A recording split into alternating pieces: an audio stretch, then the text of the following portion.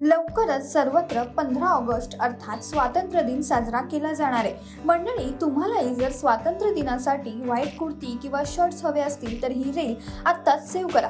आज मी तुम्हाला ठाण्यातील अशा एका शॉपबद्दल सांगणार आहे जिथे स्वस्त मस्त असे white short kurti, long kurti, shirts, tops मिळतात, तेही अगदी रिझनेबल प्राइसमध्ये। या शॉपमध्ये तुम्हाला 200 रुपयांपासून ते अगदी 500 रुपयांपर्यंत मस्त मस्त व्हरायटीचे कुर्ती, शर्ट्स आणि टॉप्स मिळतील।